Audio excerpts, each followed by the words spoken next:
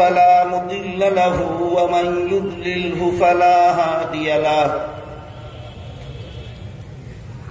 ونشهد أن لا إله إلا الله وحده لا شريك له ونشهد أن سيدنا ونبينا ومولانا محمدا عبده ورسوله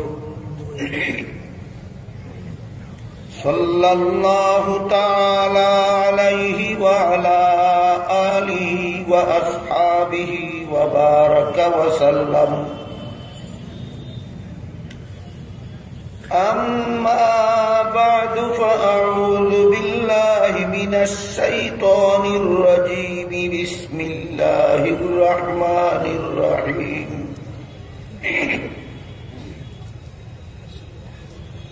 وهل أتاك حديث موسى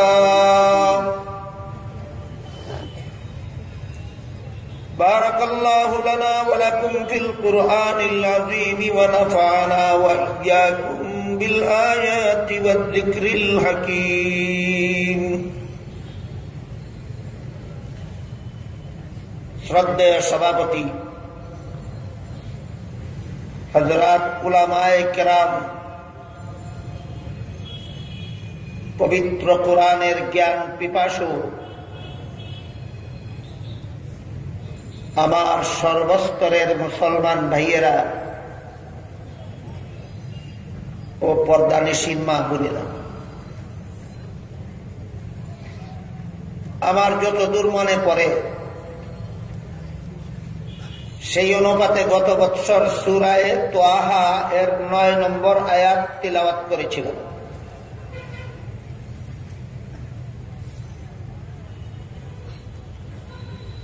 এই আয়াত তেলাওয়াত করে বলেছিলাম যে এখান থেকে আল্লাহ পাক রব্বুল আলামিন হযরত মুসা আলাইহিস সালামের জীবনের বিভিন্ন বিপদ আপদের ঘটনাবলীর বিবরণ দিয়ে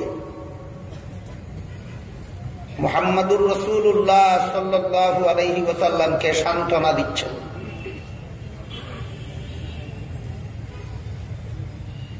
সূরা ইউসুফের তাফসীর প্রসঙ্গে বিগত দীর্ঘ কয়েক বৎসরে আপনাদেরকে একাধিকবার বলা হয়েছে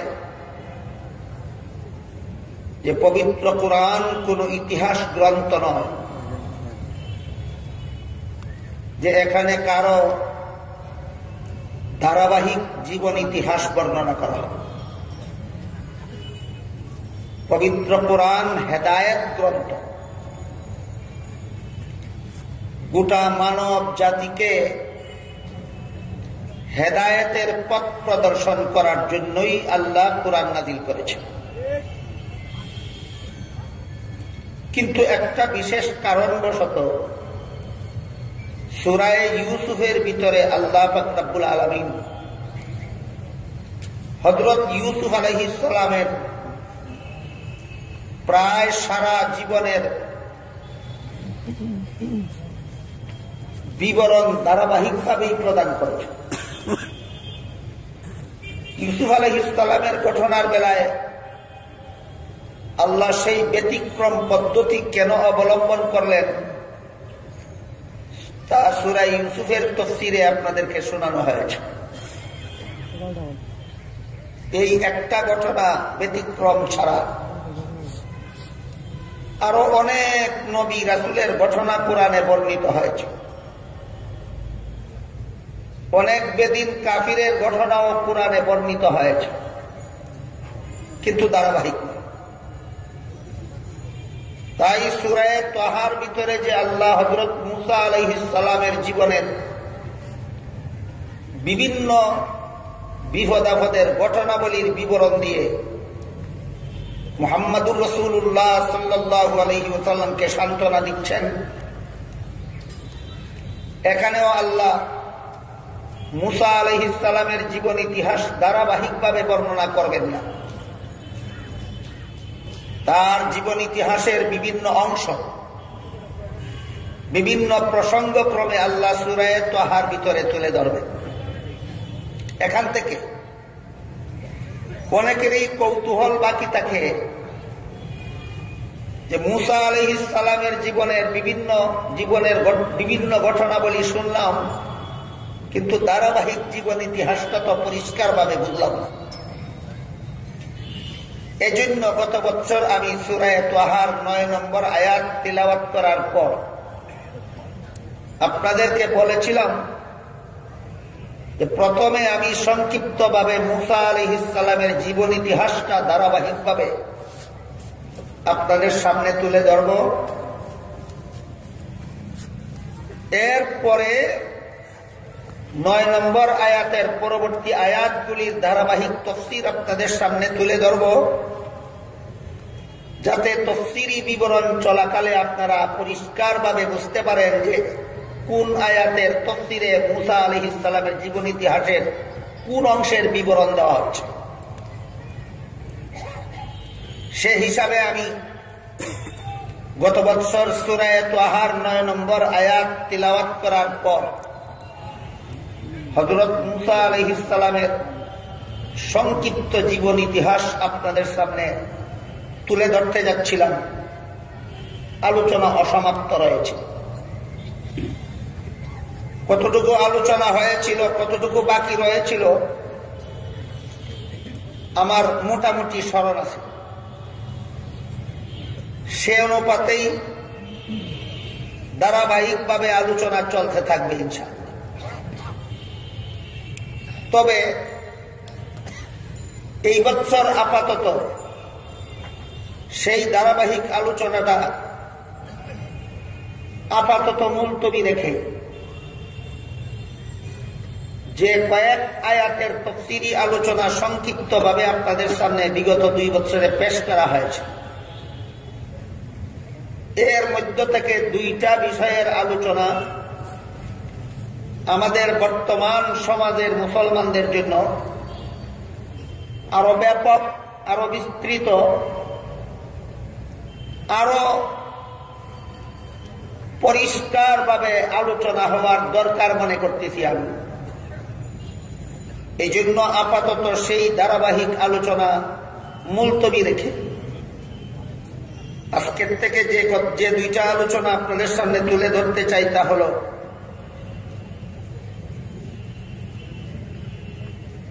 সূরা তাহার ২ নম্বর আয়াতের তাফসীর প্রসঙ্গে। সেখানে আল্লাহ বলেন, মা আনজালনা আলাইকাল কুরআন লিতাশকা, এই কুরআন আপনার কাছে নাযিল করেছি আপনি কষ্ট সহ্য করার জন্য। প্রথম বৎসরে বলা হয়েছে, সর্বপ্রথম যখন রাসূল করিম সাল্লাল্লাহু আলাইহি ওয়াসাল্লামের কাছে আল্লাহ কুরআন নাযিল করতেছিলেন, তখন রাসূল প্রতি রাতে সারা রাত পর নফল নামাজে দাঁড়িয়ে থাকতেন। এতে রাসূলের পা মুবারক ফুলে যেত। রাসূলের অনুসরণে অনেক সাহাবায়ে কেরামও এভাবে সারা রাত দাঁড়িয়ে নফল নামাজ পড়ার চেষ্টা করতেন। অবস্থা দেখে বেদিন কাফিরেরা বলতেছিল, এই কুরআন তাদের শান্তি নষ্ট করে দিল। যে মুহাম্মদের কাছে কুরআন নাযিল হইল, সেই মুহাম্মদও আর রাত্রে শান্তিতে ঘুমাতে পারে না। এই মুহাম্মদের অনুসারী মুসলমান যারা হইল, তারাও আর কুরআনের কারণে রাত্রে শান্তিতে ঘুমাতে পারে না। সুতরাং কুরআন হল শান্তি নষ্টকারী, শান্তি বিনষ্টকারী একটা গ্রন্থ। এই উক্তির প্রতিবাদেই আল্লাহ সূরা তাহার প্রথম দিকের আয়াতগুলি নাযিল করেছেন। এই আয়াতের তাফসীর প্রসঙ্গে আমি আপনাদের সামনে যে কথাটা এবার সবিস্তারে বলতে চাই সেটা হলো, মুহাম্মদুর রাসূলুল্লাহ সাল্লাল্লাহু আলাইহি ওয়াসাল্লামের যুগের বেদিন কাফিরেরা বলতো, কুরআন মানুষের জীবনের শান্তি বিনষ্ট করে। বর্তমান সমাজের লক্ষ লক্ষ কোটি কোটি নামদারি মুসলমানেরা বলে, কুরআন অনুসরণ করলে জীবনের শান্তি বিঘ্নিত হয়। নবীর যুগের কাফিরদের যেই কথা, আমাদের যুগের একদল মুসলমানেরও সেই কথা। সুতরাং ওই সমস্ত কাফিরে আর এই সমস্ত মুসলমানে কতটুকু ব্যবধান থাকে, এই বিষয়টা সবিস্তারে আলোচনা হওয়ার দরকার আমি মনে করতেছি। আর কোরআন বাস্তবিকই মানুষের জীবনের শান্তি বিনষ্ট করে না, একমাত্র কোরআন দুনিয়াতে এবং আখিরাতে মানুষকে শান্তির পথে পরিচালনা করে, সেই বিষয়টাও সবিস্তারে আলোচনা হওয়া আমি দরকার মনে করি। এই জন্য যদিও 2 নম্বর আয়াতের সংক্ষিপ্ত তাফসীর বিগত বছরে আলোচনা হয়েছিল, কিন্তু এই অবস্থার প্রেক্ষিতে এর বিস্তারিত আলোচনা এবছরও আপনাদের সামনে পেশ করার দরকার আমি মনে করতেছি। এছাড়া সূরা তাহার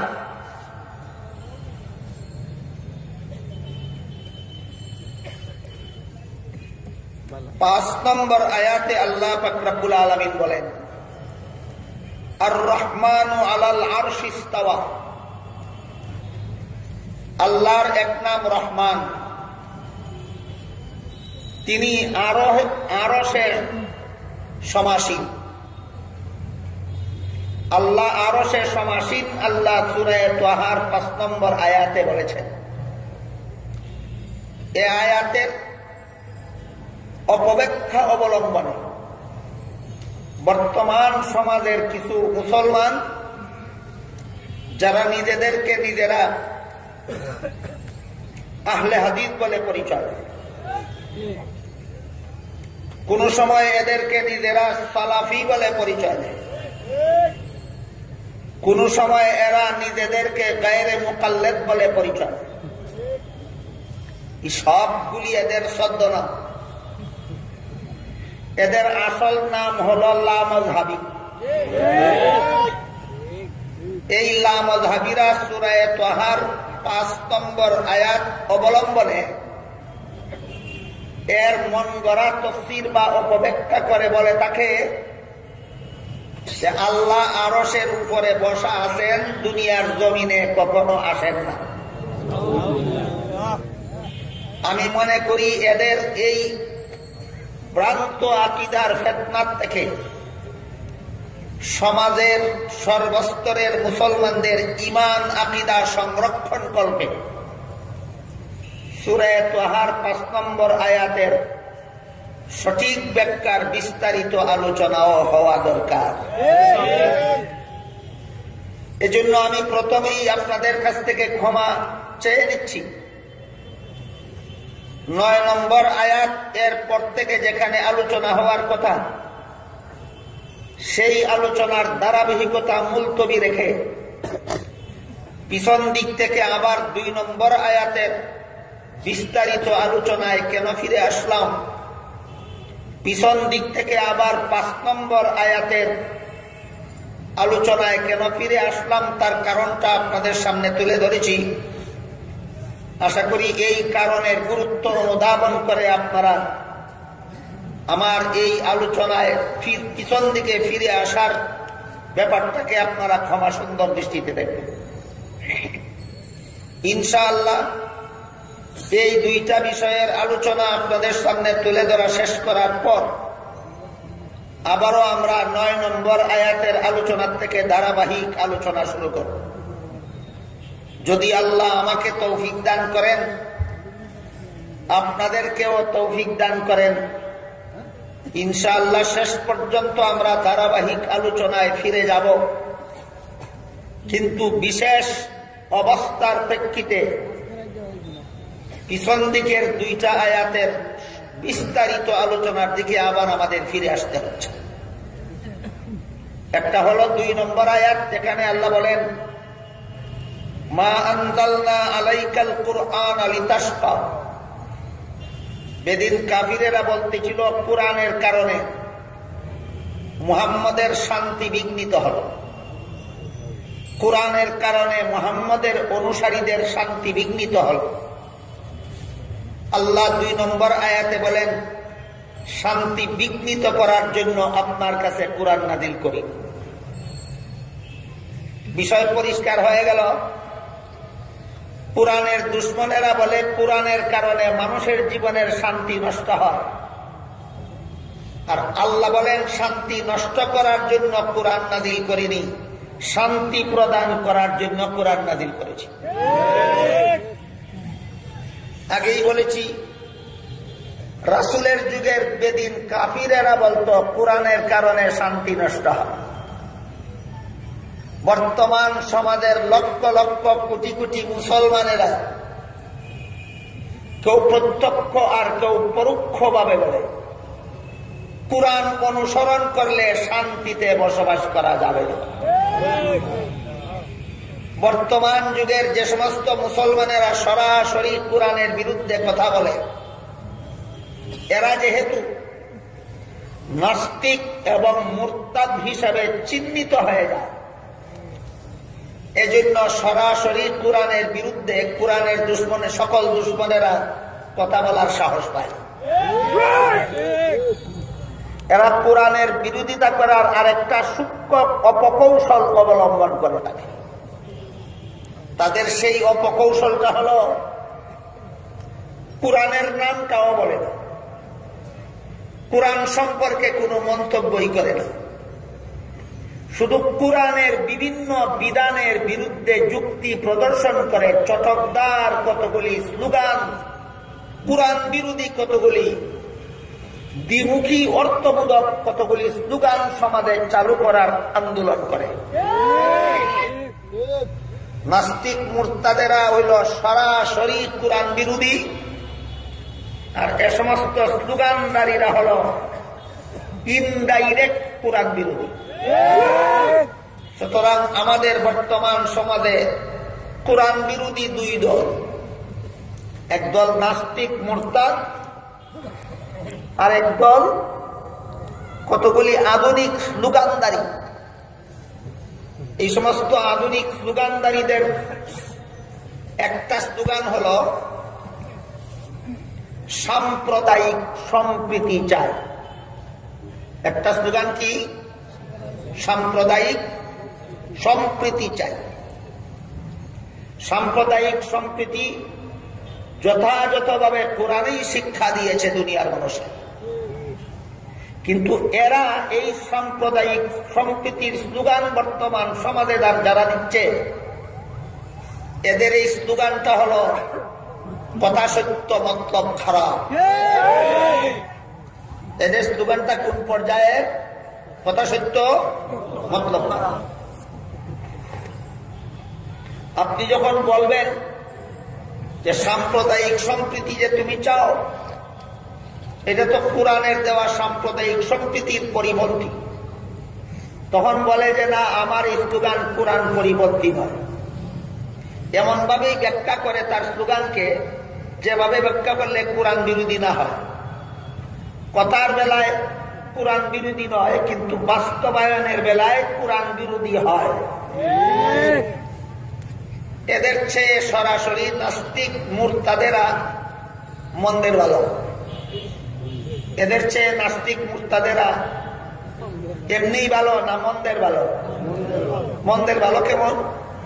নাস্তিক মুরতাদেরা যে কোরআন বিরোধী, কোরআনের দুশমন, সর্বস্তরের মুসলমানে বুঝতে পারে। আর এই সমস্ত দ্বিমুখী ব্যাখ্যা সাপেক্ষ স্লোগানদারীদের অন্তরে যে কোরআনের দুশমনী বিদ্যমান, এটা বুঝা সাধারণ মানুষের জন্য বড় কঠিন হয়ে যায়।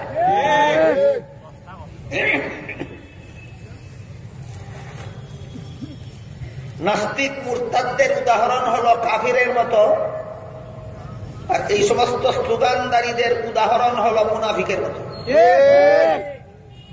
কাফেররা সরাসরি কাফের হিসাবে সর্বস্তরের মুসলমানের কাছে ধরা পড়ে যায়, কিন্তু মুনাফিকেরা অন্তরে কুফরি পোষণ করে আর মুখে ইসলামী বাক্য উচ্চারণ করে।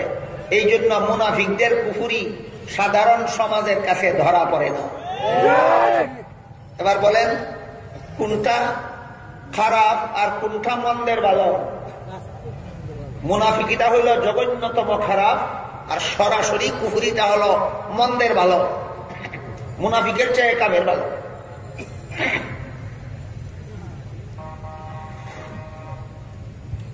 যে সমস্ত স্লোগানেরা কোরআন বিরোধী দিয়ে থাকে, এই সমস্ত স্লোগানের স্লোগানের মধ্যে দ্বিমুখী ব্যাখ্যার অবকাশ থাকে। এক রকমের ব্যাখ্যা কোরআনের অনুকূলেও করা যায়, আরেক রকমের ব্যাখ্যা কোরআন বিরোধী হয়। এরা মুখের দ্বারা যখন এদের স্লোগানের ব্যাখ্যা করে, তখন সেটা কোরআন বিরোধী ব্যাখ্যা করে না, কিন্তু এদের স্লোগানকে সমাজে যখন বাস্তবায়ন করতে যায়, তখন সরাসরি কোরআন বিরোধী পদ্ধতিতেই বাস্তবায়ন করতে যায়। এই সমস্ত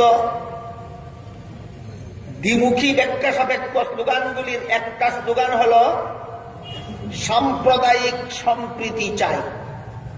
কি স্লোগানটা? সাম্প্রদায়িক সম্প্রীতি চাই। আর একটা স্লোগান হল নারী পুরুষের সমান অধিকার চাই। দেয় কিনা কোন মুসলমান? এই নারী পুরুষের সমান অধিকার বলতে যদি এদের কাছে মৌখিক ভাবে ব্যাখ্যা চান, তাহলে এমন ভাবে ব্যাখ্যা প্রদান করে যা কোরআন বিরোধী হয় না। কিন্তু এরা যখন এইটা বাস্তবায়ন করতে যায়, তখন এমন পদ্ধতি অবলম্বন করে যেটা সরাসরি কোরআন বিরোধী হয়। সুতরাং এদের এই স্লোগানগুলিকে দুই মুখী সাপের মতো, সাপের সাথে তুলনা করা যায়। এক রকমের সাপ আছে, এগুলির দুই পাশে দুইটা মুখ থাকে। এক পাশের মুখে যখন আপনি আঘাত করেন, তখন সে ভিন্ন দিকে চলতে থাকে, ভিন্ন দিকের মুখে যখন আঘাত করেন, তখন বিপরীত দিকে চলতে থাকে। এই সমস্ত পরস্পর বিরোধী ব্যাখ্যা সাপেক্ষ স্লোগানদারীদের স্বভাবটা সম্পূর্ণ দ্বিমুখী সাপের মতো। আল্লাহ পাক রব্বুল আলামিন পবিত্র কোরআনে সাম্প্রদায়িক সম্প্রীতির নির্দেশ দিতে কম দেননি। আল্লাহ পাক রব্বুল আলামিন পবিত্র কোরআনে নারীর অধিকার ঘোষণা করতে কম করেননি। কেউ যদি বিশ্বাস করে পবিত্র কোরআনে আল্লাহ নারীদের অধিকার কম দিয়েছেন, আল্লাহর প্রতি তার কতটুকু আস্থা বাকি থাকে? আপনারা কি মনে করেন? কোরআনে কি আল্লাহ নারীদের অধিকার দিতে কিছু কম দিয়েছেন? নারীদের প্রতি বিন্দু মাত্র অবিচার করেছেন? না, সম্পূর্ণ অধিকার প্রদান করেছেন। নারীদেরকে আল্লাহ সম্পূর্ণ অধিকার প্রদান করেছেন। এই বিষয়টা অতীতে আমি অল্প বিস্তর আপনাদের সামনে তুলে ধরেছি। যেমন ধরুন, এক আয়াতে আল্লাহ বলেন, ওয়ালাহুন্না মিসলুল্লাযী আলাইহিন্না বিল মারুফ, নারীদের অধিকার আছে তোমাদের উপর, যেমন ভাবে তোমাদের অধিকার আছে নারীদের উপর। অধিকারটা কতটুকু? আমাদের স্লোগানদারীরা বলে সমান অধিকার, আর আল্লাহ বলেছেন ন্যায্য অধিকার। পুরুষের উপর নারীর অধিকার সমান বলেছেন আল্লাহ, না ন্যায্য বলেছেন? কি ব্যবধান সমান অধিকারে আর ন্যায্য অধিকারে? পরিষ্কার ভাবে বর্তমান সমাজের মুসলমানদের জানা বুঝা এবং সারা জীবন স্মরণ রাখা দরকার, দ্বিমুখী সাপের মতো স্লোগানদারীদের কোরআন বিরোধী চক্রান্ত থেকে ঈমানকে হেফাজত করার স্বার্থে আল্লাহ কোরআনে নারীদের অধিকার আছে বলেছেন পুরুষের উপর, পুরুষের সমান অধিকার বলেছেন, না নারীদের ন্যায্য অধিকার বলেছেন? এরা ন্যায্য অধিকার বলে না সমান অধিকার বলে? আল্লাহ বলেন ন্যায্য অধিকার, এরা বলে সমান অধিকার। দুই অধিকারে ব্যবধান কোথায়? অবশ্যই পরিষ্কার ভাবে আমাদের দুনিয়ার জীবনে যত সম্পদ মানুষের উপভোগ করার মতো আছে, সকল প্রকার উপভোগ্য সম্পদে আল্লাহ নারীকে দিয়েছেন পুরুষের উপর অগ্রাধিকার, আর না হয় একচেটিয়া অধিকার। সমান অধিকার কোথাও নয়। দুনিয়ার জীবনের সকল প্রকার উপভোগ্য সম্পদে নারীদেরকে পুরুষের সমান অধিকার দিয়েছেন না অগ্রাধিকার?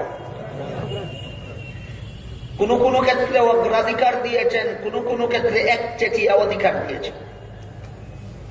কোথাও ন্যায্য অধিকার নেই। সুতরাং আল্লাহ যে কোথাও সমান অধিকার নেই, সুতরাং আল্লাহ যে বলেছেন নারীদের ন্যায্য অধিকার, এটা কি সমান অধিকারের পর্যায়ে না বেশি অধিকারের পর্যায়ে? আল্লাহ দিলেন ন্যায্য অধিকার মানে অগ্রাধিকার, এরা বলে সমান অধিকার। এবার বলুন, সমান অধিকারওয়ালারা বেশি দিল অধিকার না অগ্রাধিকারওয়ালা বেশি দিল অধিকার? আল্লাহ কিভাবে নারীদেরকে অগ্রাধিকার দিলেন অথবা কিভাবে একচেটিয়া অধিকার দিলেন? সমান অধিকার দিলে নারীরা কিভাবে বঞ্চিত হয়, এই বিষয়টা পরিষ্কার ভাবেই বোঝা দরকার। বুঝলে পরে আপনারা টের পাবেন এই সমান অধিকারের স্লোগানদারীরা ডাইরেক্ট কোরআনের দুশ্মন নয়, এরা ইনডাইরেক্ট কোরআনের দুশ্মন। এরা কোরআনের নাম বলে কোরআনের বিরুদ্ধাচরণ করে না, কোরআনের নাম না বলে কোরআনের বিরুদ্ধে আন্দোলন করে।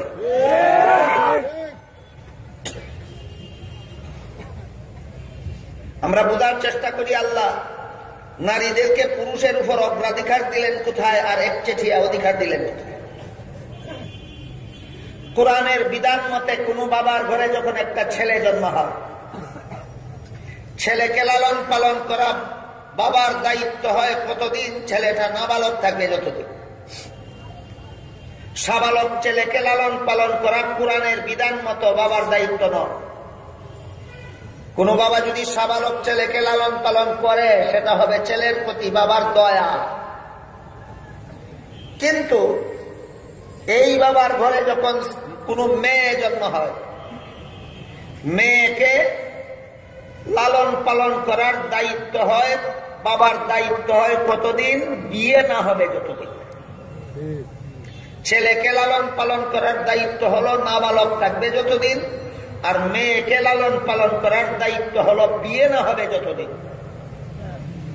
কোরআনের এই একটা বিধান বুঝে থাকলে আপনারা বলুন, জীবনের শুরুতেই বাবার সম্পদে লালিত পালিত হওয়ার অধিকার ছেলে মেয়ে সমান সমান পাইল না মেয়ে অগ্রাধিকার পাইল?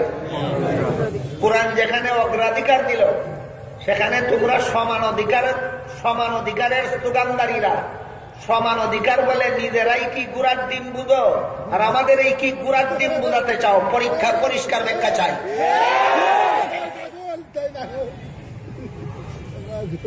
তোমরা নিজেরাই সমান অধিকার বলতে কি গুড়ার ডিম বুঝো, আর এই মুসলমান সমাজকেই সমান অধিকার বলতে কি গুড়ার ডিম বুঝাতে চাও? পরিষ্কার ব্যাখ্যা চাই।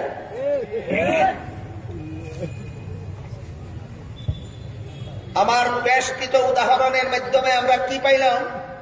একটা পর্যায়ে এমন উদাহরণ পাইলাম যেখানে বাবার সম্পদ বুক দখলের বেলায় ছেলে মেয়ের সমান অধিকার না মেয়ের অগ্রাধিকার? মেয়ের অগ্রাধিকার সমান। এখানে সমান অধিকার দিলে মেয়ে অধিকার প্রাপ্ত হবে না অধিকার থেকে বঞ্চিত হবে? বঞ্চিত হবে। মেয়েকে যদি ছেলের সমান অধিকার দেন তাইলে ছেলেকে যেমন ভাবে সাবালক অবস্থায় লালন পালন করা বাবার দায়িত্বে থাকে না, তেমনি ভাবে মেয়েকেও সাবালক অবস্থায় লালন পালনের দায়িত্ব বাবার উপর থাকে না। তখন মেয়ে তার অধিকার প্রাপ্ত হয় না বঞ্চিত হয়? সুতরাং সমান অধিকার প্রদানের মানেই হইল নারীদেরকে আল্লাহ যে অধিকার দিয়েছেন সেই অধিকার থেকে বঞ্চিত করার শয়তানি চক্রান্ত ছাড়া আর কিছু নয়। এবার কয়েকটা অগ্রাধিকারের উদাহরণ বোঝার চেষ্টা করি। একটা ছেলের সাথে যখন একটা মেয়ের বিয়ে হয়, দাম্পত্য জীবন গড়ে একটা ছেলে একটা মেয়ে বিবাহ বন্ধনে আবদ্ধ হওয়ার মাধ্যমে দাম্পত্য জীবনে স্বামীর চাহিদা স্ত্রীর মাধ্যমে পূরণ হয়, দাম্পত্য জীবনে স্ত্রীর চাহিদা স্বামীর মাধ্যমে পূরণ হয়। স্বামী যেমন একা স্ত্রী ছাড়া সন্তান জন্ম দিতে পারে না, স্ত্রীও একা স্বামী ছাড়া সন্তান জন্ম দিতে পারে না। সুতরাং উভয়ের মুখাপেক্ষী। সন্তান জন্ম দেওয়ার বেলায়ও স্বামী স্ত্রী উভয়ের মুখাপেক্ষী। দাম্পত্য জীবনের চাহিদা নিবারণেও উভয়ের মুখাপেক্ষী। কিন্তু আল্লাহর কোরআনের বিধান এই দাম্পত্য বন্ধনে আবদ্ধ হওয়ার মাধ্যমেই একতরফা স্বামীর পক্ষ থেকে স্ত্রীকে একটা নির্ধারিত পরিমাণের অর্থ সম্পদ প্রদান করতে হবে, যেটাকে ইসলামী পরিভাষায় মুহরানা বলা হয়। আমার কথা বুঝে থাকলে বলুন, বিবাহ বন্ধনে আবদ্ধ হওয়ার কারণে স্বামীও স্ত্রীকে মোহর দেবে, স্ত্রীও স্বামীকে মোহর দেবে না একতরফা? এটা সমান অধিকার না নারীর একচেটিয়া অধিকার? বলুন, স্বামীও স্ত্রীর কাছে মোহরানা পায় না স্ত্রী শুধু স্বামীর কাছে পায়? সমান অধিকার হইল না অগ্রাধিকার হইল না একচেটিয়া অধিকার হইল? আবারও জিজ্ঞাসা করি, সমান অধিকারওয়ালারা, তোমরা এই স্লোগানের মাধ্যমে সমান অধিকার বলতে তোমরা নিজেরাই কি কুরার ডিম বুঝো? আমাদের এই কি কুরার ডিম বুঝাতে চাও? কোরআন তো আমাদেরকে পরিষ্কার একটা কিছু বুঝাইলো, ন্যায্য অধিকার কাকে বলে। বলুন, নারী পুরুষের সমান অধিকার না নারীর ন্যায্য অধিকার? ন্যায্য অধিকারের দ্বারা নারী অধিকার প্রাপ্ত হয়, সমান অধিকার প্রতিষ্ঠিত হইলে নারী তার অধিকার থেকে বঞ্চিত হয়। সরাসরি যদি বলে যে কোরআনের এই বিধানগুলি আমরা মানি না, তাহলে সমাজের মানুষের কাছে নাস্তিক মুরতাদ হিসাবে চিহ্নিত হয়ে যাবে। এই জন্য সরাসরি কোরআন মানি না বলে না, কোরআনের বিধানের বিরুদ্ধে স্লোগান দেয়। কোরআনের বিধানের বিরুদ্ধে স্লোগান দেয়। তারপরে বলুন, স্বামীর পক্ষ থেকে স্ত্রী হে মোহর দিয়েই স্ত্রীর অধিকার আদায় শেষ না আরো আছে? সারা জীবনের খুরাকি কে দেবে কাকে? একতরফা ভাবে স্বামী দিবে স্ত্রীকে, এটাও একটা সমান অধিকার না নারীর একচেটিয়া অধিকার? সারা জীবনের পোশাক একতরফা ভাবে স্বামী দিবে স্ত্রীকে, এটাও একটা সমান অধিকার না নারীর একচেটিয়া অধিকার? সারা জীবন বসবাস করার উপযোগী বাড়িঘর উভয়ে দিবে উভয়কে, না স্বামী একতরফা ভাবে দিবে স্ত্রীকে? সমান অধিকার হইল না একচেটিয়া অধিকার হইল? কোরআন যেখানে নারীকে একচেটিয়া অধিকার দিল, কোরআন যেখানে নারীকে অগ্রাধিকার দিল, সেখানে যারা সমান অধিকারের স্লোগান দেয়, নিঃসন্দেহে এরা কোরআনের গুপ্ত দুশ্মন ছাড়া আর কিছু নয়। প্রকাশ্য দুশ্মন না গুপ্ত দুশ্মন? প্রকাশ্য দুশ্মন নয় কেন? কোরআনের নামটাও বলে না, শুধু কোরআনের বিধানের বিরুদ্ধে স্লোগান দেয়। আমাদের দেশে এই সমান অধিকারের স্লোগানদারী একদল পুরুষও আছে, আবার মুসলমান হিসাবে নিজেকে পরিচয় দেয়। এই সমান অধিকার স্লোগানদারী একদল নারী আছে, তারাও নিজেদেরকে মুসলমান হিসাবে পরিচয় দেয়। যে সমস্ত নামদারি পুরুষ মুসলমানেরা নারী পুরুষের সমান অধিকার চায়, এদেরকে বলতে চাই, কোরআন পুরুষকে একত্রে 4 স্ত্রী রাখার অধিকার দিয়েছে, নারীকে একের বেশি স্বামী রাখার অধিকার দেয়নি।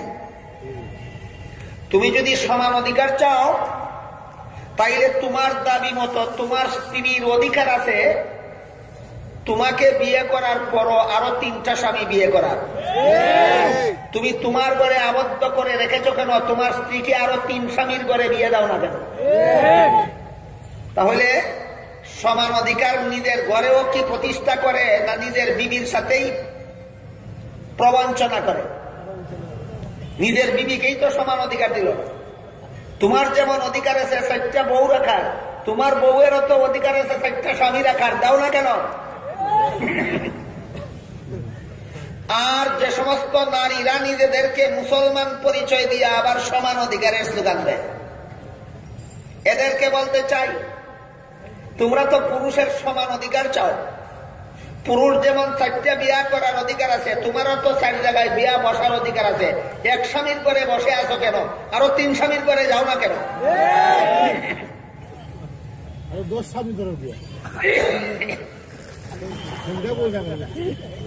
বুঝে থাকলে এবার বলুন, এদের সমান অধিকার কি বাস্তব না শুভঙ্করের ফাঁকি? এদের এই সমান অধিকার স্লোগান বাস্তব নয়, শুভঙ্করের ফাঁকি মার্কা। এই সমান অধিকারের স্লোগান এরা কেন দিয়ে থাকে? শুধু গোপনে কোরআনের বিধানের বিরুদ্ধে আন্দোলন করার জন্য।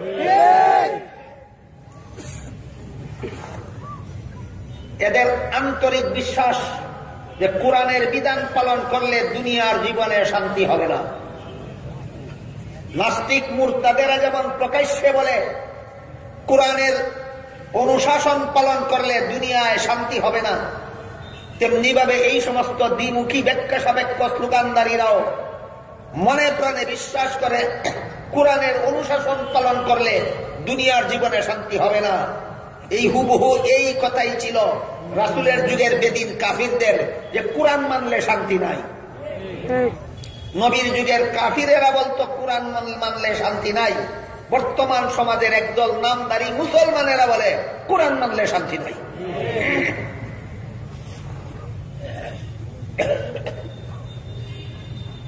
উদাহরণগুলি বুঝে থাকতে বলুন, কোরআন নারীদেরকে অধিকার দিয়েছে না দেয়নি? কোরআন নারীদের অধিকার দিয়েছে না দেয়নি? পুরুষের সমান অধিকার না অগ্রাধিকার অথবা একচেটিয়া অধিকার? এতক্ষণের উদাহরণগুলির দ্বারা কি বুঝলেন? কোরআন কি নারীদের অধিকার দিয়েছে? দিয়েছে। পুরুষের সমান অধিকার না অগ্রাধিকার? কোন ক্ষেত্রে অগ্রাধিকার, কোন ক্ষেত্রে একচেটিয়া অধিকার। এমন ক্ষেত্রে সমান অধিকারের স্লোগানটাই একটা কুফরি স্লোগান। সমান অধিকারের স্লোগানটাই একটা কুফরি স্লোগান। কিন্তু সরাসরি কোরআন মানি না বলে না, কোরআনের বিরুদ্ধে এইরকম স্লোগান।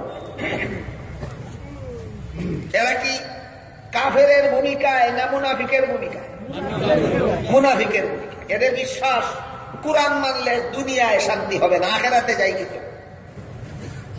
অথচ কোরআন আমাদের শিক্ষা দেয়, আল্লাহ আমাদের নির্দেশ দিয়েছেন দোয়াটা এভাবে করতে, রব্বানা আতিনা ফিদ দুনিয়া হাসানাতাও ওয়া ফিল আখিরাতি হাসানা। হে আল্লাহ, দুনিয়াতেও আমাদের মঙ্গল দান করুন, আখিরাতেও আমাদের মঙ্গল দান করুন।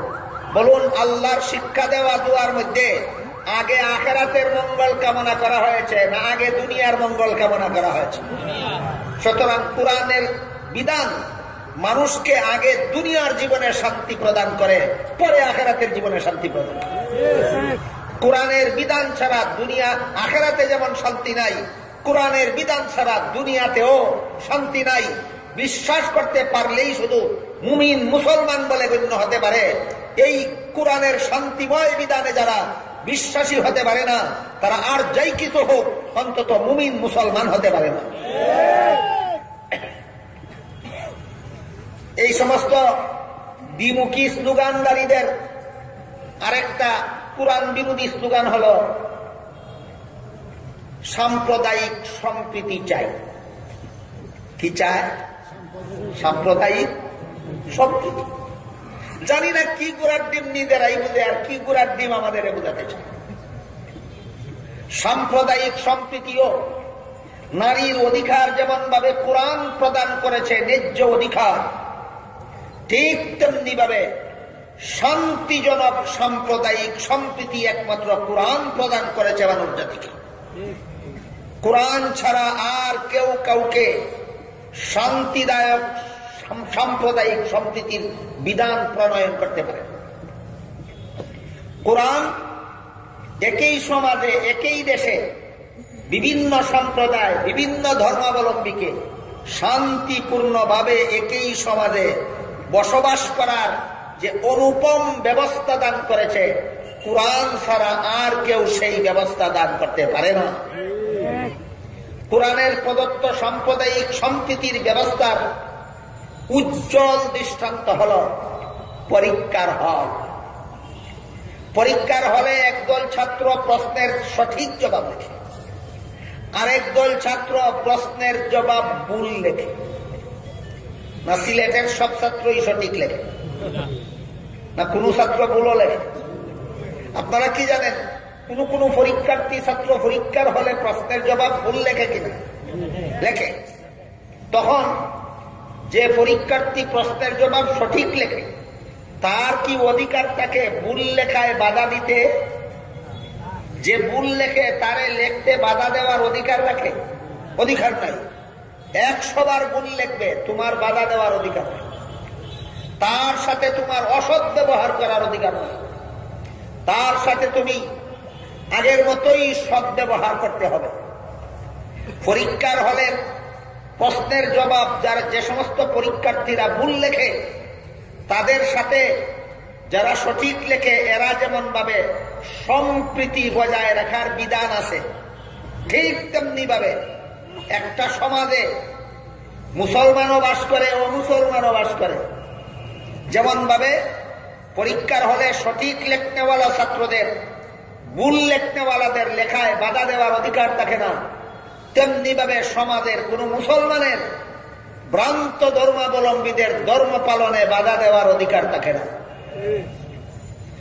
পরীক্ষার হলে যেমন যে ছাত্র প্রশ্নের জবাব ভুল লেখে তার সাথে অসৎ ব্যবহার করা যাবে না, ভালো ব্যবহারই করতে হবে, ঠিক তেমনি ভাবে সমাজে যারা ইসলাম ধর্ম ছাড়া ভ্রান্ত ধর্ম পালন করে তাদের সাথে অসৎ ব্যবহার করার অধিকার কোন মুসলমানের নাই, সৎ ব্যবহারই করতে হবে। এই সাম্প্রদায়িক সম্প্রীতি সমাজে বসবাসকারী অমুসলিমদের সাথে এই সম্প্রীতি বজায় রেখে রক্ষা করে চলার বিধান দিয়েছে একমাত্র কুরআন। বলুন, সমাজের সাম্প্রদায়িক সম্প্রীতির দৃষ্টান্ত পরীক্ষার হল। সাম্প্রদায়িক কুরআনের প্রদত্ত সাম্প্রদায়িক সম্প্রীতির দৃষ্টান্ত পরীক্ষার হল। পরীক্ষার হলে যে ছাত্র ভুল লেখে তাকে লিখতে বাধা দিতে পারবে না। লেখার স্বাধীনতা দিতে হবে, ভুল লেখার পথে বাধা দেওয়া যাবে না, তাকে লেখার স্বাধীনতা দিতে হবে। তার সাথে অসৎ ব্যবহার করা যাবে না, তার সাথে সৎ ব্যবহার করতে হবে। ঠিক তেমনি ভাবে কোরআনের বিধান মতে ইসলাম ছাড়া যারা ভ্রান্ত ধর্ম পালন করে এদের ধর্ম পালনে বাধা দেওয়া যাবে না, এদেরকে ধর্ম পালনের স্বাধীনতা দিতে হবে। এদের সাথে অসৎ ব্যবহার করা যাবে না, এদের সাথে সৎ ব্যবহার করতে হবে। এইটা হলো কোরআনের প্রদত্ত সাম্প্রদায়িক সম্প্রীতির রূপরেখা। কোরআনের প্রদত্ত সাম্প্রদায়িক সম্প্রীতির রূপরেখা আমাদের বুঝতে হবে এবং চিরকাল স্মরণ রাখতে হবে, যেন দুঃখাবাজদের কথায় আমরা কখনো প্রতারিত না হই। কিন্তু দুঃখের বিষয়, কোরআনের প্রদত্ত সাম্প্রদায়িক সম্প্রীতি যারা গ্রহণ করে না, যারা মন গড়া ব্যাখ্যা মতো সাম্প্রদায়িক সম্প্রীতি প্রতিষ্ঠা করতে চায়, আপনারা হয়তো দেখে থাকবেন আমি বাংলাদেশের এক প্রান্ত থেকে অপর প্রান্ত পর্যন্ত বিভিন্ন প্রোগ্রামের দায় দায়িত্বে ঘোরাফেরা করি। বাংলাদেশের বিভিন্ন রাজপথের মধ্যে বিশাল শাহী গেট সাজানো হয়, সেই গেটগুলিতে ব্যানার টানানো হয়। বড় বড় শিক্ষিতদের পক্ষ থেকে, বড় বড় নেতাদের পক্ষ থেকে ব্যানারে লিখে দেওয়া হয় পূজা ও ঈদে শুভেচ্ছা। দুর্গা পূজা ও ঈদুল আজহায় শুভেচ্ছা। যেমন ভাবে ঈদুল আজহার প্রতি তার শুভেচ্ছা, তেমনি ভাবে দুর্গা পূজার প্রতিও তার শুভেচ্ছা। এটা সম্প্রীতি না ভিন্ন ধর্মের সাথে জগা খিচুড়ি? এটা শুভেচ্ছা নয়, এটা সম্প্রীতি নয়, এটা বিভিন্ন ধর্মকে জগা খিচুড়ি পাকাবার ষড়যন্ত্র, শয়তানি চক্রান্ত ছাড়া আর কিছু নয়। ব্যাপারটা ক্লিয়ার ভাবে বোঝার জন্য আরো কিছু পূর্ব কথা, জরুরি কথা আমাদের মনে রাখা দরকার। আল্লাহ পাক রব্বুল আলামিন পবিত্র কোরআনের এক আয়াতে পরিষ্কার ভাষায় বলে দিয়েছেন, মাই ইয়াবতাগি গায়রাল ইসলামি দীনান ফালাই ইউকবালা মিনহু ওয়া হুয়া ফিল আখিরাতি মিনাল খাসিরিন। ইসলাম ছাড়া ভিন্ন ধর্ম যারা পালন করবে কখনো তাদের ধর্ম আল্লাহর কাছে গ্রহণযোগ্য হবে না। যেমন ভাবে পরীক্ষার হলে যারা প্রশ্নের জবাব ভুল লিখবে কখনো তাদের লেখা পরীক্ষকের কাছে গ্রহণযোগ্য হবে না। বলুন, পরীক্ষার হলে যত পরীক্ষার্থী প্রশ্নের জবাব ভুল লেখে, কার ভুল লেখা এক্সামিনারের কাছে গ্রহণযোগ্য হয়? হয়? গ্রহণযোগ্য হয়? কখনো গ্রহণযোগ্য হবে না। ফল ঘোষণার দিন গোড়ার দিন ছাড়া কিছু পাবে না। ঠিক তেমনি ভাবে ইসলাম ছাড়া ভ্রান্ত ধর্ম পালনকারীদের ফল ঘোষণার দিন, কিয়ামতের দিন জাহান্নাম ছাড়া কোনো ঠিকানা হবে না।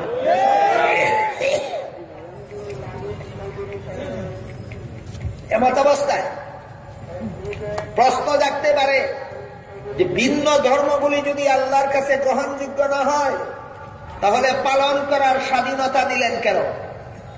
এই প্রশ্ন আসতে পারে কিনা? বিভ্রান্ত ধর্ম ইসলাম ছাড়া অন্যান্য ধর্ম যদি ভ্রান্ত হয়ে থাকে তাহলে সেইগুলি পালন করার স্বাধীনতা আল্লাহ দিলেন কেন?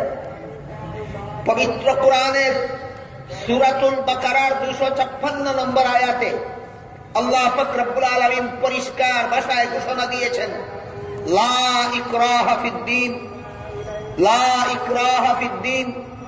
ধর্মের বেলায় বল প্রয়োগ চলবে না। সমস্ত ধর্মাবলম্বীকে আপন আপন ধর্ম পালনের স্বাধীনতা দিতে হবে। বলুন, আল্লাহ কোরআনে সূরাতুল বাকারার 256 নম্বর আয়াতে সমস্ত ধর্মাবলম্বীকেই আপন আপন ধর্ম পালনের স্বাধীনতা দিয়েছেন কিনা? স্বাধীনতা দিয়েছেন কিনা? দিয়েছেন। গ্রহণযোগ্য হওয়ার কারণে না গ্রহণযোগ্য নয়? এক আয়াতে বলে দিলেন ইসলাম ছাড়া অন্য কোন ধর্ম গ্রহণযোগ্য নয়। অপর আয়াতে বললেন পালন করার স্বাধীনতা আছে। গ্রহণযোগ্য না হলে পালন করার স্বাধীনতা দিলেন কেন? আর পালন করার স্বাধীনতাই যদি দিলেন তাহলে গ্রহণযোগ্য হবে না কেন? প্রশ্ন জাগতে পারে কিনা? জবাব পরিষ্কার। পরীক্ষার হলে যে সমস্ত পরীক্ষার্থী ছাত্ররা প্রশ্নের জবাব ভুল লেখে পরীক্ষকের পক্ষ থেকে লেখার স্বাধীনতা দেওয়া হয় কিনা? এর মানে কি গ্রহণযোগ্য? গ্রহণযোগ্য না হলে ভুল লেখার স্বাধীনতা দিল কেন? আর স্বাধীনতাই যদি দিল ভুল লেখার তাহলে গ্রহণযোগ্য হবে না কেন? এই প্রশ্নের যেই জবাব ইসলাম ছাড়া আর কোন ধর্ম আল্লাহর কাছে যদি গ্রহণযোগ্যই না হয় পালন করার স্বাধীনতা দিলেন কেন? আর পালন করার স্বাধীনতাই যদি দিলেন তাহলে গ্রহণযোগ্য হবে না কেন? ওই প্রশ্নের সেই জবাব। উভয় প্রশ্নের একই জবাব, আর তা হল নিয়ম রক্ষার জন্য। উভয় প্রশ্নের একই জবাব, তা হল বলুন নিয়ম রক্ষার জন্য। পরীক্ষার হলে পরীক্ষার্থী ছাত্রদেরকে ভুল লেখার স্বাধীনতা দেওয়া হয় নিয়ম রক্ষার জন্য। এই সুযোগে তুমি ভুল লেখলে তোমার কপালে ঘোড়ার ডিম ছাড়া কিছু থাকবে না। দুনিয়াতে ভ্রান্ত ধর্মাবলম্বীদের ধর্ম পালনের স্বাধীনতা দেওয়া হয় দুনিয়ার নিয়ম রক্ষার জন্য। এই সুযোগের সদ্ব্যবহার করলে পরকালে তোমার কপালে জাহান্নাম ছাড়া কিছু হবে না। বুঝে থাকলে এবার বলুন, ইসলাম ছাড়া ভিন্ন ধর্মের প্রতি আল্লাহর শুভেচ্ছা না অনাস্থা? পরিষ্কার হইল কথা? ইসলাম ছাড়া ভিন্ন ধর্মের প্রতি আল্লাহর শুভেচ্ছা না অনাস্থা? আল্লাহ দিলেন অনাস্থা, তুমি দিলা শুভেচ্ছা। এই কি সাম্প্রদায়িক সম্প্রীতি? সাম্প্রদায়িক সম্প্রীতি বলতে নিজেরাই কি কুরার ডিম বুঝো আর আমাদের এই কি কুরার ডিম বুঝাতে চাও? বলুন, আমার কথা বুঝে থাকলে এইটার নাম সাম্প্রদায়িক সম্প্রীতি? যে ধর্মের প্রতি আল্লাহ অনাস্থা দিলেন সেই ধর্মের শুভেচ্ছা জানাবার জন্য। এই শয়তানি চক্রান্ত বাস্তবায়নের জন্য যদি সাম্প্রদায়িক সম্প্রীতি স্লোগান ব্যবহার করে থাকো, নিশ্চয়ই তোমাদের ভূমিকা রাসূলের যুগের মুনাফিকদের ভূমিকার নামান্তর। প্রদত্ত সাম্প্রদায়িক সম্প্রীতির রূপরেখা কি পরিষ্কার ভাবেই আমাদের এখান থেকে জেনে যাওয়া দরকার, সারা জীবনভর স্মরণ রাখা দরকার। কোরআন যে সাম্প্রদায়িক সম্প্রীতি প্রদান করেছে একই সমাজে মুসলমান এবং অমুসলমান পরস্পরের সম্প্রীতি বজায় রাখার যে বিধান কোরআন দিয়েছে তার রূপরেখা হলো পরীক্ষার হলের মতো। পরীক্ষার হলে একদল ছাত্র সঠিক লেখে, একদল ছাত্র ভুল লেখে। দুনিয়াতে একদল মানুষ ইসলাম ধর্ম পালন করে আর বহুদল মানুষ ভ্রান্ত ধর্ম পালন করে। পরীক্ষার হলে যেমন যারা প্রশ্নের জবাব সঠিক লেখে তাদের জন্য, যারা ভুল লেখে তাদের লিখতে বাধা দেওয়ার অধিকার নয়। দুনিয়াতেও কোনো মুসলমানের ভিন্ন ধর্মাবলম্বীদের ধর্ম পালনে বাধা দেওয়ার অধিকার নয়। সম্প্রীতির, সাম্প্রদায়িক সম্প্রীতির রূপরেখা সুস্পষ্টভাবেই বুঝতে হবে, সুস্পষ্টভাবেই স্মরণ রাখতে হবে। জগা খিচুড়ি পাকানো যাবে না। কথা বুঝতে পারতেছেন? জগা খিচুড়ি পাকাইবার জন্য সাম্প্রদায়িক সম্প্রীতি না রূপরেখা আছে? রূপরেখার মধ্যে চারটা কথা মনে রাখতে হবে। পরীক্ষার্থী ছাত্রদের মধ্যে যারা প্রশ্নের জবাব ভুল লেখে এরা, যারা শুদ্ধ লেখে এরা, যারা ভুল লেখে এদেরকে বাধা দেওয়ার অধিকার রাখে না, বাধা দেওয়ার অধিকার রাখে না। 2 নম্বর, এদেরকে ভুল লেখার পূর্ণ স্বাধীনতা দিতে হবে। 3 নম্বর, এদের সাথে অসৎ ব্যবহার করা যাবে না। 4 নম্বর, এদের সাথে অসৎ ব্যবহার করে যেতে হবে। বলুন, পরীক্ষার হলের মধ্যে 2 দলে সম্প্রীতি আছে কি নাই? এক দলে ভুল লেখে আর এক দলে শুদ্ধ লেখে, দল 2টা হইল না এক দল রইল? 2 দল। পরীক্ষার্থীরা এক দল রইল না 2 দল হয়ে গেল? এক দলে ভুল লেখে, এক দলে শুদ্ধ লেখে। সম্প্রীতি নষ্ট করতে হবে না রক্ষা করতে হবে? কিভাবে? 4টা মূলনীতি স্মরণ রেখে সম্প্রীতি রক্ষা করতে হবে। 1 নম্বর মূলনীতি, ভুল লিখতে বাধা দেওয়া যাবে না। ভুল লিখতে বাধা দেওয়া যাবে না। 2 নম্বর, ভুল লেখার পূর্ণ স্বাধীনতা দিতে হবে। 3 নম্বর, এদের সাথে অসৎ ব্যবহার করা যাবে না। 4 নম্বর, এদের সাথে অসৎ ব্যবহার করতে হবে। যে 4টা মূলনীতির দ্বারা পরীক্ষার হলের মধ্যে ভুল লেখতেওয়ালা শুদ্ধ লেখতেওয়ালার মধ্যে সম্প্রীতি 16 আনা রক্ষা হয়, এই 4 মূলনীতির দ্বারা সমাজেও ইসলাম ধর্ম পালনকারী আর ভ্রান্ত ধর্ম পালনকারীর মধ্যে সাম্প্রদায়িক সম্প্রীতি রক্ষা হয়। 1 নম্বর, এদের ধর্ম পালনে আমরা বাধা দেব না। 2 নম্বর, এদেরকে ধর্ম পালনের পূর্ণ স্বাধীনতা দেব। 3 নম্বর, এদের সাথে কোনো অসৎ ব্যবহার করব না। 4 নম্বর, এদের সাথে সৎ ব্যবহার বজায় রেখে চলব। এটা কি সামাজিক শান্তি প্রতিষ্ঠার জন্য যথেষ্ট নয়? নাকি ওদের পূজায় আমরা শুভেচ্ছা জানাবো? ওদের পূজার অনুষ্ঠানে মুসলমানে অংশগ্রহণ করবে? তাহলে মুসলমানের ঈদের অনুষ্ঠানেও হিন্দুদের অংশগ্রহণ করতে দেওয়া দরকার সাম্প্রদায়িক সম্প্রীতির খাতিরে। বলুন, সাম্প্রদায়িক সম্প্রীতির আওতায় কি আসে যে মুসলমানের ঈদে হিন্দুরা অংশগ্রহণ করতে হবে? আসে? তাহলে কোন হায়ায়, কোন লাভে বেহায়া বেলাদা মুসলমানের দল হিন্দুদের পূজা অনুষ্ঠানে অংশগ্রহণ করতে যায়?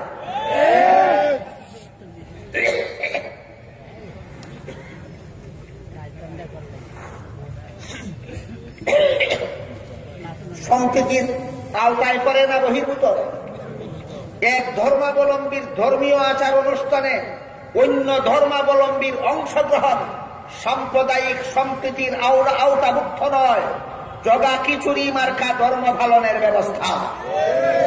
সাম্প্রদায়িক সম্প্রীতির আওতাভুক্ত না জগা খিচুড়ি পালনের ব্যবস্থা, জগা খিচুড়ি পাকানোর ব্যবস্থা।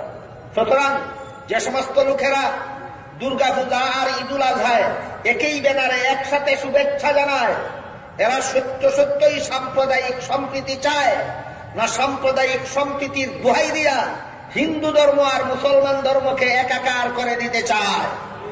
কি বুঝলেন? করে এরা কি চায়? সুতরাং এদের স্লোগানটা ঠিক ছিল, মতলব খারাপ। এটাকেই বলে কথা সত্য, মতলব খারাপ।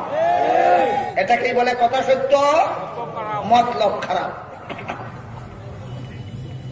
এ প্রসঙ্গে আমি আপনাদেরকে পবিত্র কোরআনের একটা আয়াতের শানে নুজুল স্মরণ করিয়ে দিতে চাই।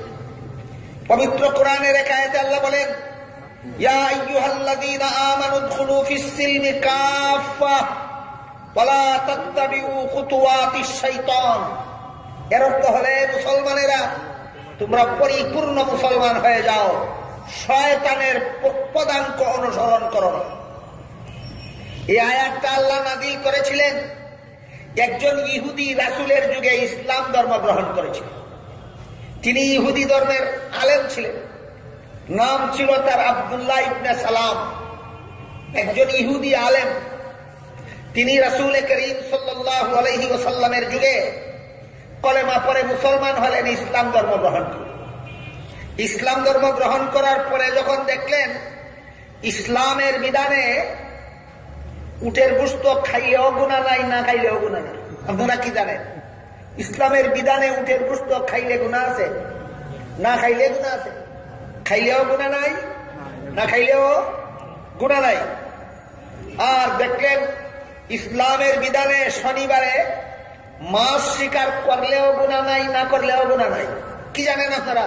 শনিবারে মাছ শিকার করলে ইসলামী বিধানে গুনাহ আছে, শনিবারে মাছ শিকার না করলে ইসলামী বিধানে গুনাহ আছে। করলেও গুনাহ নাই, না করলেও গুনাহ নাই। এবার তিনি চিন্তা ভাবনা করলেন, তাহলে তো আমি ইসলামের বিধান এমন ভাবে পালন করতে পারি যেভাবে পালন করলে আমার সাবেক ধর্ম ইহুদি ধর্মের বিধানটাও রক্ষা হয়।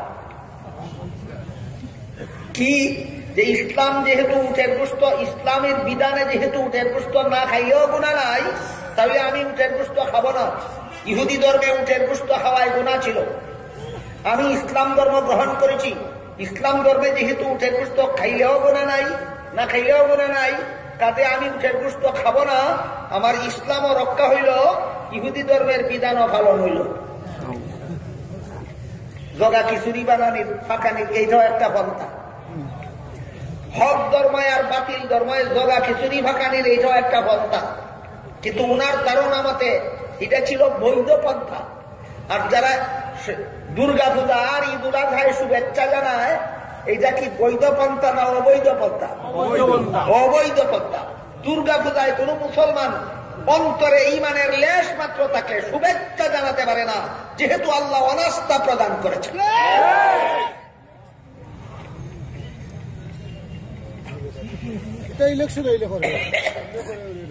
এখনো বাংলাদেশের বহু রাজপথে বিশাল বিশাল ব্যানার বড় বড় শিক্ষিত বড় বড় নেতাদের পক্ষ থেকে লটকানো আছে, যাতে লেখা আছে শারদীয় এবং ঈদ উল আজহার শুভেচ্ছা, দুর্গা পূজা এবং ঈদ উল আজহার শুভেচ্ছা।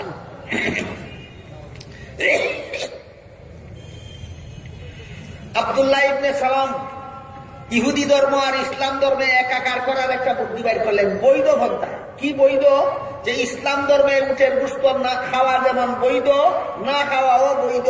উটের গোশত খাইলেও গুনাহ নাই, না খাইলেও গুনাহ নাই। সুতরাং আমি উটের গোশত খাবো না, ইসলামের বিধানে আমার গুনাহ হবে না। সাথে সাথে ইহুদি ধর্মের সাথে তাল মিলানিটা ঠিক রইল, সামঞ্জস্যতা বজায় রইল। ইসলাম ধর্ম পালন হইল, ইহুদি ধর্মের সাথেও সামঞ্জস্য রক্ষা হইল, তাল মিলানি হইল। বলুন, জগা খিচুড়ি পাঠাইলেন না শুধু তাল মিলানির চেষ্টা করলেন? শুধু তাল মিলানির চেষ্টা করলেন। তারপর তিনি যখন দেখলেন ইসলাম ধর্মের শনিবারে মাছ শিকার করলেও গুনাহ নাই, না করলেও গুনাহ নাই, তিনি সেখানেও তাল মিলানির চেষ্টা করলেন। আমি যদি শনিবারে মাছ শিকার করি না, আমার ইসলামী বিধানও পালন হইল, ইহুদি ধর্মের সাথেও তাল মিলানি হইল। এই পদ্ধতি অবলম্বন করার কারণে আল্লাহ পাক রব্বুল আলামিন পবিত্র কোরআনের আয়াত নাযিল করে বলেন, ইয়া আইয়ুহাল্লাযীনা আমানু উদখুলু ফিস-সিলমি কাফা, হে মুমিন মুসলমানেরা, তোমরা পরিপূর্ণভাবে মুসলমান হয়ে যাও। ওয়ালা তাত্তাবিউ খুতুওয়াতিশ শাইতান, ইসলামের বিধান এমন উদ্দেশ্যে যদি পালন করো যে উদ্দেশ্যে পালন করলে ভ্রান্ত ধর্মের সাথে তাল মিলানো হয়, এই তাল মিলানোটাই শয়তানের পদাঙ্ক অনুসরণ। বলুন, যেখানে তাল মিলাইলেই শয়তানের পদাঙ্ক অনুসরণ বলেন আল্লাহ, সেখানে তাল না মিলাইয়া আল্লাহ যে ধর্মে অনাস্থা দিয়েছেন সেই ধর্মের আচার অনুষ্ঠানকে শুভেচ্ছা জানালে এটা ফিরিস্তার অনুসরণ হয় না শয়তানের পদাঙ্ক অনুসরণ হয়? এই সমস্ত শয়তানের পদাঙ্ক অনুসরণ করে বাস্তবায়নের বেলায় আর স্লোগানের বেলায় বলে সাম্প্রদায়িক সম্প্রীতি। কথা সত্য, মতলব খারাপ। কথা সত্য, মতলব খারাপ। বাংলাদেশের মুসলমান সাম্প্রদায়িক সম্প্রীতি কি পরিমাণ রক্ষা করেছে, আর পার্শ্ববর্তী প্রতিবেশী দেশ ইন্ডিয়ার হিন্দুরা সাম্প্রদায়িক সম্প্রীতি কি পরিমাণ রক্ষা করেছে তার একটা উজ্জ্বল দৃষ্টান্ত আপনাদের সামনে তুলে ধরতে চাই। বাংলাদেশের কোন আলেম কোন মুসলমানকে কোন হিন্দুদের পূজায় বাধা দেওয়ার অনুমতি দেন না। কোন আলেম কোন মুসলমানকে অনুমতি দেন না, হিন্দুদের পূজায় বাধা দেওয়ার অনুমতি দেন না। কেন? কুরআন আমাদের নিষেধ করে। কুরআন আমাদের ভ্রান্ত ধর্মাবলম্বীদের ধর্ম পালনে বাধা দিতে কুরআন আমাদের নিষেধ করে। কুরআনের নিষেধের কারণে আমরা বাংলাদেশের কোন আলেম কোন মুসলমানকে অনুমতি দেই না হিন্দুদের পূজায় বাধা দাও, অনুমতি দেই না। যে দেশের মুসলমান পূজায় বাধা দেয় না কুরআনের বিধান পালনের জন্য, এই দেশের মুসলমান এদের মন্দির ভেঙ্গে মসজিদ নির্মাণ করবে? করবে? করেছে কোথাও? বাংলাদেশের কোন মুসলমান কোন হিন্দুদের মন্দির ভেঙ্গে মসজিদ নির্মাণ করেছে? সাম্প্রদায়িক সম্প্রীতি আর কি চাও? আর কি চাও? আমরা প্রমাণ দিয়েছি 100% একমাত্র ইসলাম ধর্ম পরধর্ম সহনশীল। বাংলাদেশের 16 কোটি মুসলমান 100% প্রমাণ দিয়েছে একমাত্র ইসলাম ধর্ম পরধর্ম সহনশীল। আমরা 85% জন মুসলমান থাকা সত্ত্বেও কোন হিন্দুদের হিন্দু ধর্ম পালনে বাধা দেই না, কোন হিন্দুদের মূর্তি পূজায় বাধা দেই না, কোন হিন্দুদের মন্দিরে আঘাত করি না, কোন হিন্দুদের মন্দির ধ্বংস করে মসজিদ নির্মাণ করি না। সাম্প্রদায়িক সম্প্রীতি আমাদের কুরআন শিক্ষা দিয়েছে। এবার বলুন, বাবরি মসজিদ ভেঙ্গে চুরমার করে রামের মন্দির নির্মাণ করেছে কিনা হিন্দুরা? কোথায়? কি প্রমাণ দিল? তাদের ধর্ম পরধর্ম সহনশীল নয়। কার সাথে সাম্প্রদায়িক সম্প্রীতি রক্ষা করার জন্য এই নেতারা তোমরা দুর্গা পূজা আর ঈদুল আজহায় শুভেচ্ছা জানাও? কার সাথে সাম্প্রদায়িক সম্প্রীতি? তোমাদের সাম্প্রদায়িক সম্প্রীতির রূপরেখা কি? নিজেই কি ঘোড়ার ডিম বুঝো সাম্প্রদায়িক সম্প্রীতি বলতে? আমাদের এই সাম্প্রদায়িক সম্প্রীতি স্লোগানের দ্বারা কি ঘোড়ার ডিম বুঝাতে চাও? আমার কথা বুঝে থাকলে বলুন, বাংলাদেশের সমস্ত মুসলমানেরা কুরআনের নির্দেশ মতো যথাযথভাবে সাম্প্রদায়িক সম্প্রীতি বজায় রেখেছে কিনা? তাহলে কি সাম্প্রদায়িক সম্প্রীতি বজায় রাখতে হবে তাদের পূজায় আমরা অংশগ্রহণ করে আর আমাদের ঈদে তাদের অংশগ্রহণ করতে দিয়ে? ঠিক আছে, যারা যারা হিন্দুদের পূজায় গিয়া দেবতার বুক খাও, তারা মুসলমানের ঈদে যখন গরুর গোশত খাও, তোমরা এই হিন্দুদেরকে কিছু খাওয়াইয়া দাও। ওই সমস্ত মুসলমানেরা যারা হিন্দুদের পূজায় গিয়া মিষ্টি খাও, তোমরা হিন্দুদেরকেও মুসলমানের ঈদুল আজহায় গরুর গোশত খাওয়াও, নাকি বলেন? এটা সাম্প্রদায়িক সম্প্রীতি হবে না সম্প্রীতির নামে জগা খিচুড়ি পাকানো হবে? এইভাবে সাম্প্রদায়িক সম্প্রীতির মতো স্লোগান দিয়া, এই সত্য কথার একটা স্লোগান দিয়া ইসলাম ধর্ম আর হিন্দু ধর্মকে একাকার করে দেওয়ার ষড়যন্ত্রে লিপ্ত যে সমস্ত মুনাফিক মার্কা মুসলমানেরা, এরা যদিও নিজেদেরকে নিজেরা মুখে মুখে মুসলমান বলে দাবি করে, আসলেই এরা কুরআনের বিধানে বিশ্বাসী নয়, কুরআন প্রদত্ত সাম্প্রদায়িক সম্প্রীতির রূপরেখায় বিশ্বাসী নয়। এরাও কুরআনের প্রকাশ্য শত্রু। প্রকাশ্য শত্রু দাবি করে না, গুফনে গুফনে শত্রু দাবি করে। এরা হল কুরআনের গোপন শত্রু। সূরা তাহার 2 নম্বর আয়াতে আল্লাহ কি বলেছিলেন? মা আনজালনা আলাইকাল কুরআন লিতাশকা, এই কুরআন আপনাকে নাযিল করেছি আপনাকে অশান্তিতে ফেলার জন্য নয়। বলুন, কুরআন কোন মানুষকে অশান্তিতে ফেলে না শান্তির পথ প্রদর্শন করে? জ্বলন্ত প্রমাণ, বাংলাদেশে 85% জন মুসলমান থাকা সত্ত্বেও হিন্দুরা শান্তিতে তাদের ধর্ম পালন করে, আর হিন্দুস্তানে মুসলমানের মসজিদ ভেঙ্গে রামের মন্দির নির্মাণ হয়। সুতরাং সাম্প্রদায়িক সম্প্রীতি থাকলে একমাত্র ইসলামে আছে, আর কোথাও নয়। সুতরাং ভিন্ন ধর্মের পক্ষে দালালি করতে গিয়ে যারা উভয় ধর্মকে ঢগা খিচুড়ি পাকাতে চায়, এদের মুখে সাম্প্রদায়িক সম্প্রীতির স্লোগান কথা সত্য মতলব খারাপ ছাড়া আর কিছু নয়। বলুন, এদের ব্যাপারে সতর্ক হওয়া দরকার কিনা? এই 2 নম্বর আয়াত সম্পর্কে আজকে যৎকিঞ্চিত আলোচনা করলাম। আমাদের বর্তমান সমাজের অবস্থার প্রেক্ষিতে 5 নম্বর আয়াত সম্পর্কে ইনশাআল্লাহ আগামীকাল আলোচনা হবে। স্মরণ রাখবেন, 5 নম্বর আয়াত হলো আল্লাহ বলেন আল্লাহ আরশে সমাহিত। লামা জামিরে কয় আল্লাহ আরশে ছাড়া আর কোথাও নাই। এই ব্যাপারটা নিয়ে ইনশাআল্লাহ আগামীকাল আলোচনা হবে।